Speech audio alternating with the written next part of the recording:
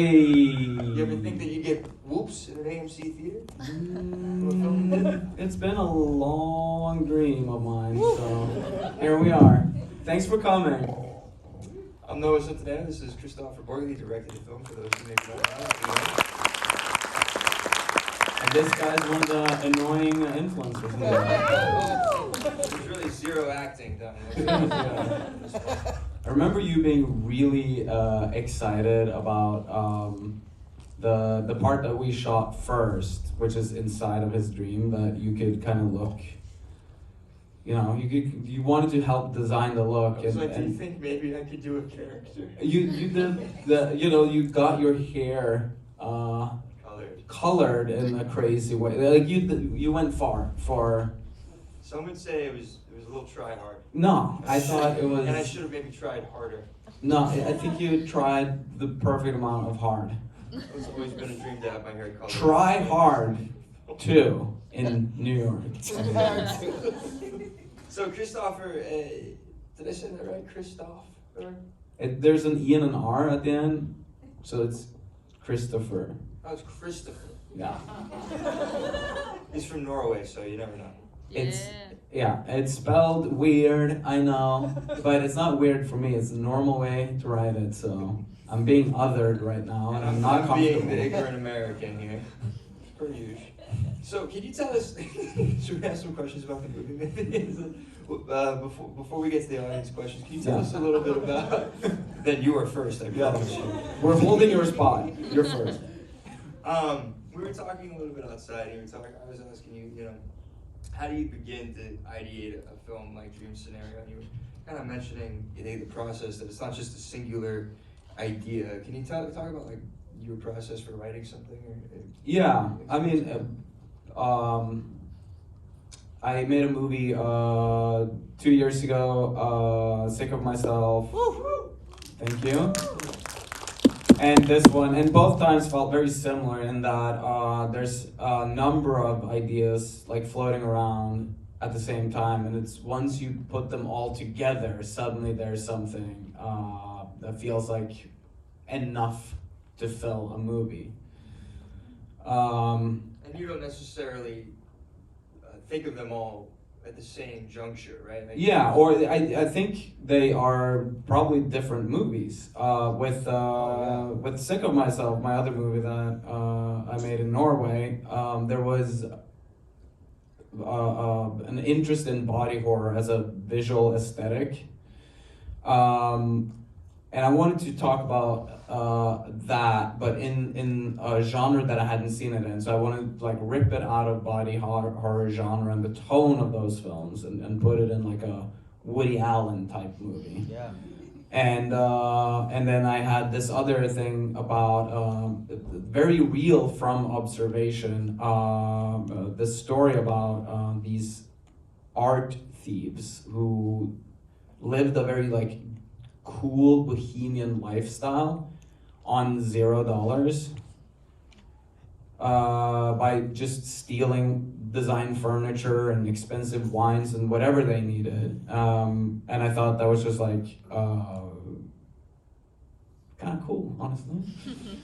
And so the idea started forming when like, okay, let's put all of these pieces together and see what happens. And the same here with Dream Scenario was the first thing was a character that was sort of middle-aged academic who felt entitled to a recognition for work that he hadn't even started doing. Mm-hmm. And I thought that was like a really funny thing. And I stumbled upon this podcast with an interview with a professor who had lost his job and was venting on a podcast about being robbed of a Nobel Prize, and that he was sort of a misunderstood genius, but he hadn't really done the work yet. And it was just like the hubris of this guy was just too comedic to me to ignore, and that was like ruminating in my head. And at the same time I was like reading Carl Jung and his theory on the collective unconscious, and how symbols and characters and ideas are popping up in different parts of the world and different cultures at the same time, and how there's some sort of mythical connection between all of our dreams and heads, and that felt like a high concept horror idea. And of course, Nightmare on Elm Street is sort of a version of this in a way. And I thought, well, why don't we take it out of the logic that it belongs to, or the genre it belongs to, the horror film, the high concept of horror, and put it and place it with this other character that I had in mind, and see how it unfolds in more of a real world, or like a suburb, like in a random place. And I think that I'm just highly interested in sort of genre confusion. And one of the first, maybe not first, but there's been a couple of moments in my life where I've had a profound confusion with genre when being experienced something that I can't label. One of them was a song by rapper Lil Tracy called "Like a Farmer." Can you rap it for us? I got horses in my car like a farmer. Ye huffing, I picked up your daughter. And the like blending of those two like worlds was so confusing to me in an interesting way, where because I couldn't just archive it in a place in my brain, I kept dreaming about that song over and over again. There's a couple of other things that I've been exposed to that has that effect on me, and I think I'm just like interested in it when I can't really label something, and I'm sort of forced to decode it myself, and thus it starts like taking on a life in my head. Yeah. It also seems like you really love flawed characters. I mean, Sick of Myself, as well as in Dream Scenario. I mean, as far as you know, is there a reason why you tend to put flawed characters that destroy their own lives kind of at the forefront? Yeah, because a well-behaved character is boring to watch, is it not? These are specifically atrocious in ways. You know, I was sick of myself, even in Cage. Yeah, I mean, I have a place in my heart for these guys, you know. I think that I can locate in many ways that I contradict myself, or I break my own sort of principles, and have so much regret over things. I think that it's part of the human experience in a way, and I think that cinema is a place that could potentially make it a little bit more okay to be flawed. You know, narrative and stories is the way that we make sense out of our lives, and I think that if movies kind of show you worlds and characters and ideas about success or romance, that it always like sort of neatly wraps up in the end, and it sort of is to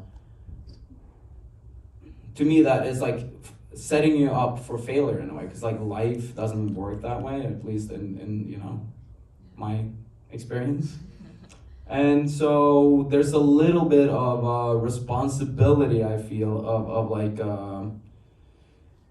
not going for something that's neatly sort of happy in the end, or I come to fiction for comfort. If I see people behaving worse than me, if you know, a writer is generous enough to share their, you know, horrible flaws, warts and all, I feel better about myself, that I'm like a little bit better. And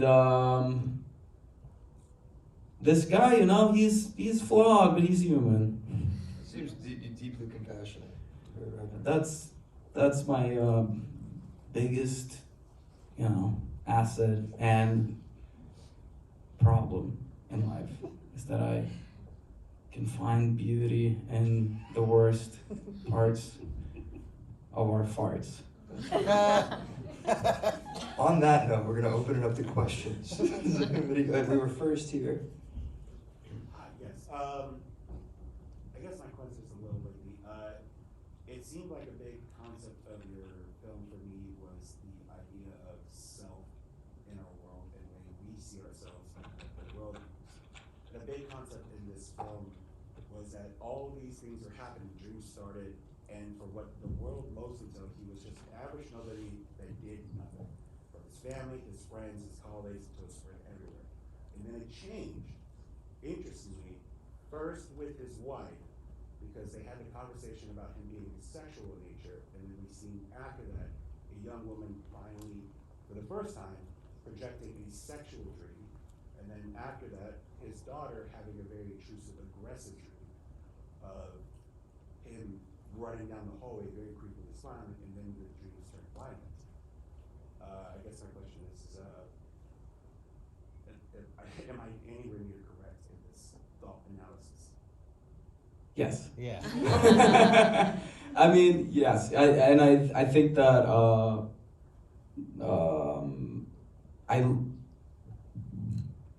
everyone's takeaway here is like sort of valid in a way, if people have different sort of ways of decoding this, or I don't think there's a right version, and there's a lot of mysteries still for me as the writer, things that I was trying to avoid explaining for myself also. So, you know, a film comes to life in the head of the audience, and maybe everyone has a little bit of a different version of what was going on and what was important, or which patterns or threads they noticed, and I don't want to ruin that experience, you know. I don't want to give like a answer. So, but you're onto something. You're observant. Yeah, in the back. Yeah, sorry, middle back. I was gonna say I really enjoyed the movie. First of all, I thought it was really interesting and unique. I've never seen anything like that before. And my question is actually, I know that Nicolas Cage is known for being really into German expressionism, as in overacting, and it comes off as bizarre and kind of, I would say, like I said, overacting in a way. And it kind of comes with the question of, do you have him in mind for playing this character, since you said that it's a very genre-bending movie, and because he's such a unique actor, where he overacts and he has like a very expressive way of acting, do you have him in mind straight away for this film, or did he approach you, or how was the creative decision of coming up with Nicolas Cage in this film? Right. I mean, I don't think that I've thought of what he does as overacting. I think he just has a very strong voice and authorship over the things he does, and he's interested in something different than natural acting in some of the things that he does. And I think that there's a quality of art and artifice, that a barometer of quality shouldn't be how much it looks like real life. And I think that with acting, that's sort of been, do I feel that this just is a documented piece of reality, then yes, then it's good acting. And then if it's different than that, or more artificial than that, then that is, I think some people just feel that that's what could be overacting or bad acting, or, but to me it's trying to reach something different than that. The same way that, like, a Roy Anderson movie or a David Lynch movie. They have like worlds that they build that wouldn't make sense if they're just trying to sort of copy reality. I think they're reaching for something else. And I thought when we were lucky enough to have Nick Cage to play this character, that I felt very comforted in the fact that he can do all of these things, because we have a character who in one part of the movie, it felt important to me that he embodied the sort of cringy secondhand embarrassment you can feel of a random dad trying to be funny. And that felt like, okay, this is sort of a socially awkward beta male who requires a level of authenticity to play that and to make us feel embarrassed by that, or and then suddenly there's all of these versions of this character popping up in people's dreams in very different ways. It's like a mysterious and confident sort of sex god. And then it's like a very aggressive and intimidating and scary person, and the movie was going to do all of these things. It was going to sort of look at the discrepancy between a real person and then the preconceived notion of that person, and it's just interesting to have an actor who can do so many different styles in a movie. And I forgot your question, but I think maybe somewhere in there is a valid answer. Would you like me to rephrase it? Oh, so I did not respond to your question at all. Okay, I'm sorry. I just wanted to say that I didn't intend to say that he was badly acting. It was just, he's just known for being a form of acting, which is German expression. Yeah. Which, what you were saying, it was kind of, this movie is kind of genre bending. So I was asking, do you approach him because he's very unique to the style, where he kind of has a range? Yeah, it was the range. Yeah. It was a shorter answer. Yeah, in the back. Yeah, in purple. So, I know that a big part of the element of the story towards the end there was the social media aspect of, coming into this fame that I wasn't expecting. And I just wanted to know what was the inspiration behind that whole element towards the end, where I honestly didn't expect it. It was kind of a 180 for me, so the whole influencer thing and bringing that in, tying it more into modern times and what we kind of expect probably to see in the future with technology and saying that. I was like, you know what, that could be some kind of strange reality. I just wanted to know what your thought process was on that, and if you were trying to play on the whole concept of fame coming in fast with memes and things like that on the internet that just make people famous in a way that they wouldn't expect, and they just go awry. Yeah, I mean, your interpretation there is valid, and I think all of those things were probably in my head. The whole Norio and Dreamfluencers, I just thought of as like a real nightmare. It was really scary to me. And I was thinking, I'm making partly a horror movie. I should have the scariest thing that I could think of was these influencers popping into my dream and trying to sell me like Balenciaga sneakers or something. That just seemed genuinely horrific. And I think it will happen. Within 10 years, we will have ads in dreams, and I tried to warn you all. Oh, it's coming. It's coming, sadly. Capitalism will prevail. Right here? Hi, I'm a screenwriter, so I'm curious about pitching in general. I'd love to hear from both of you. One, how you pitch the project to actors and production companies, and two, as an actor who has a production company, what you look for in a pitch, or what you look for in a project that you could potentially add to your slate. Yeah, I think that with my last feature, the He Sick of begged and he cried. It was an arduous task, but you got it done, and we're proud of you for that, Chris. Okay, thank you. That's but well, I was gonna say just to say like the way you fund things in Europe is like through all these film institutes and art grants and things, and they are desperate for you know, like long treatments and what the subtext, and you know, you go into great lengths to sort of defend what you're writing as important to the culture, because they have the bureaucracy of it is like demands that there's a clear reason for why they should fund it, because also it's grants, it's not an investment. They don't want their money back, so it sort of lives as a public good in a way, the same way that libraries or parks does. So pitching, it's not even pitching, it's just like filling out these like insane forms, and you don't meet anyone. It's all just like, we'll respond in 4 months or whatever it takes. And with Dream Scenario, I started writing decks like that, and then I was told that nobody reads that shit.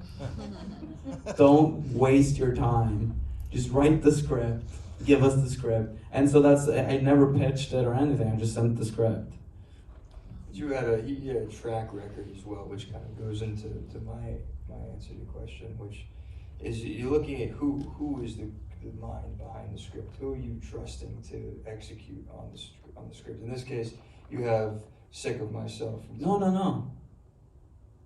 This was set up before Sick of Myself, but I just shot the other one first. But they were both set up during COVID, and for a long period we didn't know where the world was going to open up first, or which one was going to go first. So, but I mean, Lars Knudsen and Ari Aster, you know, they have a track record which could be trusted. I was a nobody, still, you know.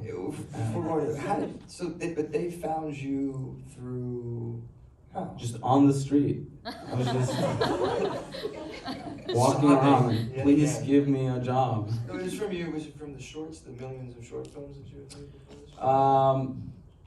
this? It's like so random how these things happen. I was in an office taking a meeting, and Lars Knudsen was in the building, and someone just said, "Oh, you guys should meet up," because I'm Norwegian, he's Danish, we're both Scandinavian, and we just like randomly had dinner, and then I realized like, oh, he's like amazing and has done a lot of things. I should probably write a script and send it to him. So 4 years later, after meeting him, I sent him Dream Scenario, and that's how it happened. And he looks at Chris and he meets Chris and he gets to talk to him, and also gets to look back on, I don't know if you guys have seen a few of his many short films, but the first thing I ever saw about he was former cult member Hears Music for First Time. Right. Insane short film, hilarious, and this is, you know, a continuation, I think, of that genre in an even larger way, you know, as a full length. And for me, I kind of look at the team, right? So seeing a short film like former cult member, you go, oh, I'm all in on this.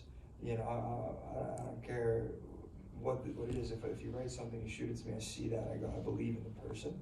So that's a big thing to consider. And then things that, I don't know, they impact you a certain way. You get a feeling about things, and you get this voice when you read it, you go, I think this is great. And if you believe in the team, there you go. I mean, my involvement with you and getting to meet you was through your short films. I got familiar with you. I was a huge fan of you for years. And then my friend said, oh, you know that Kristoffer Borgli has a new film with A24, Ari Aster, and Nick Cage is the lead. And I immediately tried to get you on Zoom, and thank you for taking that. Yeah.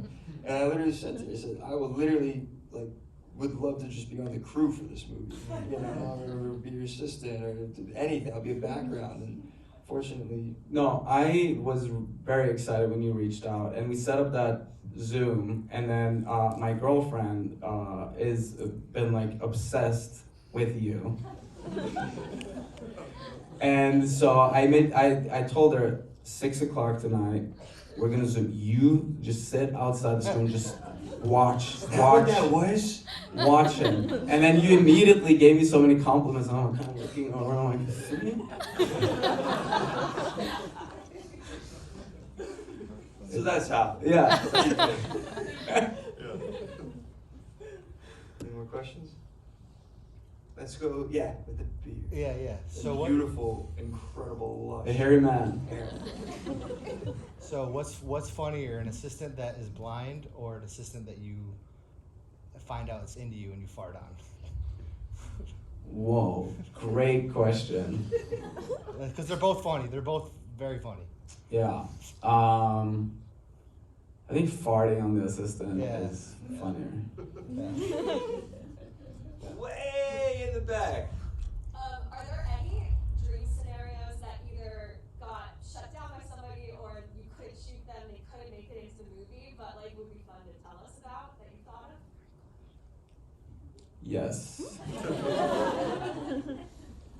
Well, one we shot that we didn't include was a scene that takes place towards the end when he's in France, and he has a woman who walks up to him at the bookstore after he has like smashed his head, who just it gives him his number, and they end up meeting up later, and she is like completely obsessed with a dream that she's had where he is torturing her, and he has taped her up impossibly high up, all up against the ceiling on the wall. And also, he has like taped French baguettes up on the wall too. And this is part of it, him like torturing her. And she is like desperate to reenact it. And he's like, he'd been through this before. He's like, can we please not? And then she keeps insisting.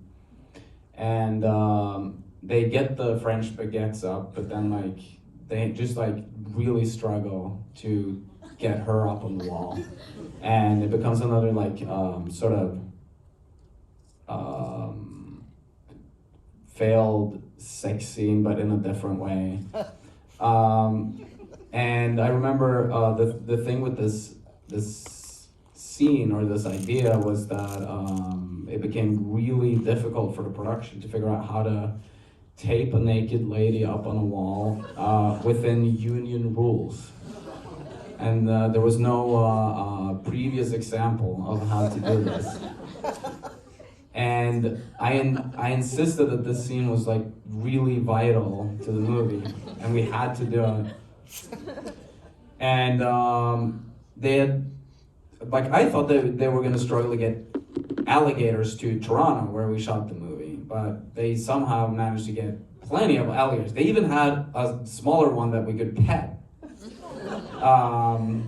which I didn't do, but they came with plenty of alligators. But taping a naked lady high up on the wall, that was really, really difficult. And,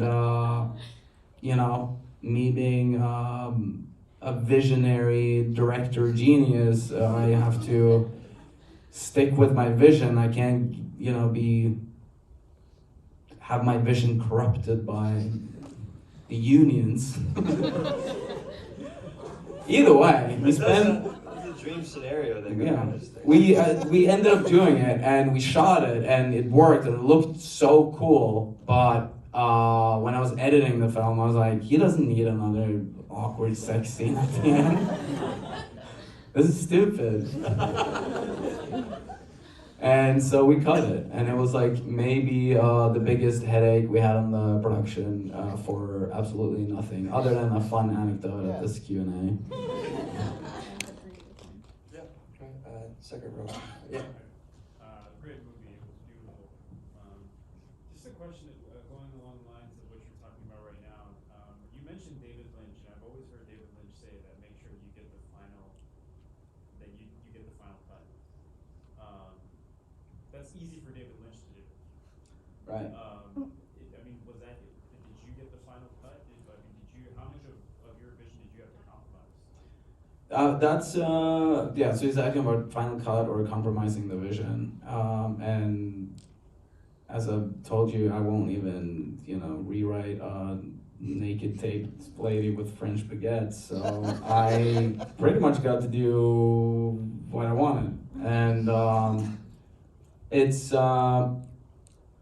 because was working with a studio that trusts their directors or filmmakers, and they never gave me script notes or anything, and they were really cool about it, and it felt like I could just make the movie that I wanted. It was very like a product of love, this whole thing, and I'm very grateful that that can happen, and movies are back, baby.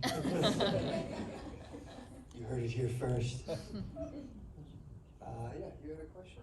Yeah, I really like the style of the movie with like combining the dream scenario with the present, especially the editing, like when blending it all together. Sometimes like when I like after watching the whole movie, I feel like it's like in between the dream and the realized. I'm wondering like what's your inspiration of coming out this way to tell the story with the with the actual dream scenario being played out, at the same time like playing voice over, like make it really lively.